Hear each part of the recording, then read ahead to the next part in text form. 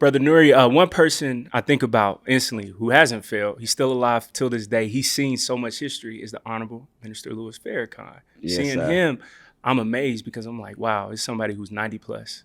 He knew the Honorable Elijah Muhammad. He knew Malcolm, he knew everybody, and he's still here. Why should we give him his flowers even more? Because Black History Month, we don't talk about him as much. Well, this is a great impediment of us as a people. We have a bad legacy of running our leaders' names through the streets while they are alive, and then naming the street after them after they're dead. How about that? We don't honor our great ones until they're dead and gone.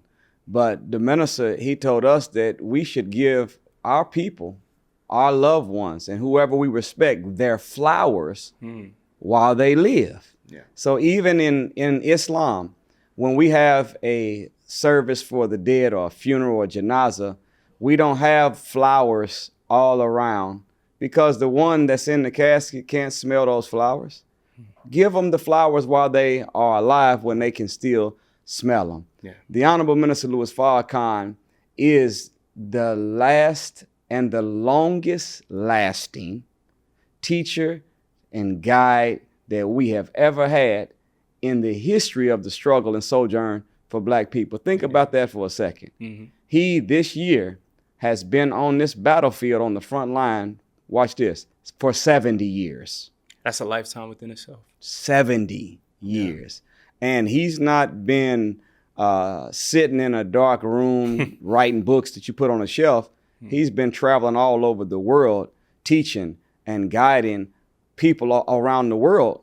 And also, of course, operating in the nation with a system and program to transform human life, fighting on behalf of those that can't fight for themselves. So, you know, there's no one that I have ever met in this world, in any field, whether it's sports, medicine, whether it is entertainment. Never have I met a Black person that is manifesting what we would consider Black excellence that has not said, brother, you in a nation? Yes, sir. You know, I've been listening to the minister ever since I was young. That's right. I'll never forget this lecture.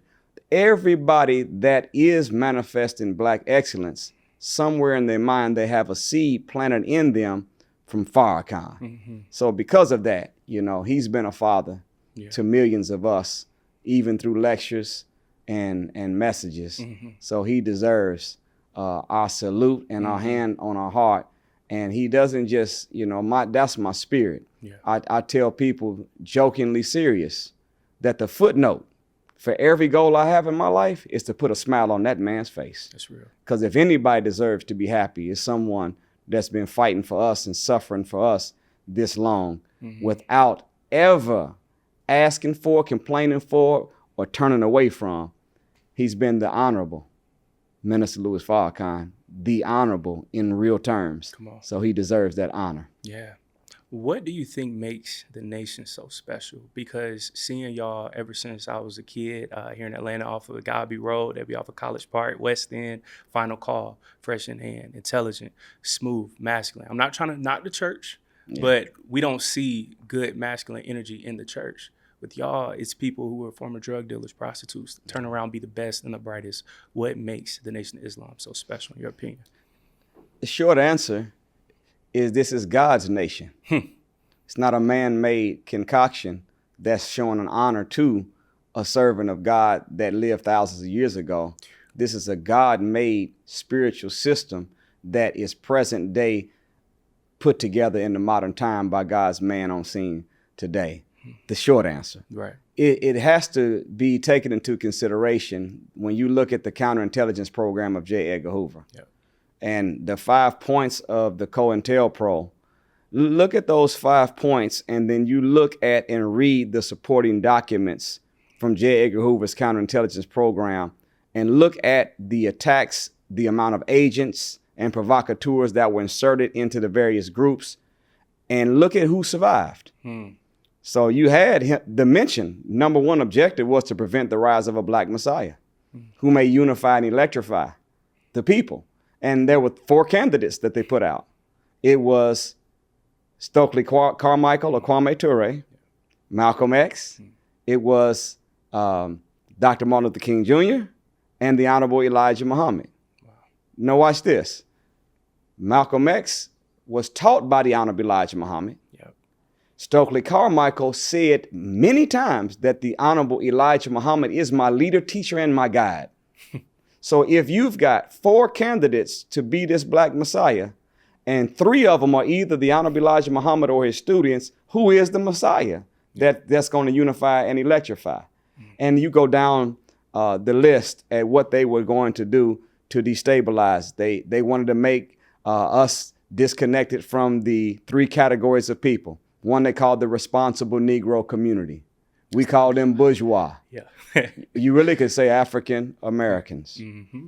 There is a difference between African American and Black. Yep. If you say a Black man and I say an African American man, the Black man got a little more oomph on it than African American. But, you know, so point is that if you look through the documents, Brother Caleb, of COINTELPRO, you'll see that they had agents, provocateurs in SNCC.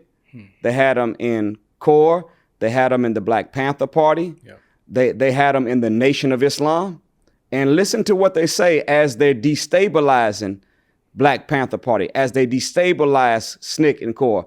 Every single time that they broke a group, you'll see a document and they would blotch out with a black marker the names of the agents that they had inserted in those organizations. Listen to what it says. We will not reveal these names for the need of them for further use. Wow. So think, if all of the organizations, including the nation, all were attacked with agents from within, all of them were defeated, but everyone had those agents from within were reassigned. If the nation was the only one that survived, where did all those agents come? They came here in the nation. So now here we are. Not only did we survive the independent onslaught of the COINTELPRO, but even after they got rid of everybody else and redirected their agents and put them all in the nation, we still here.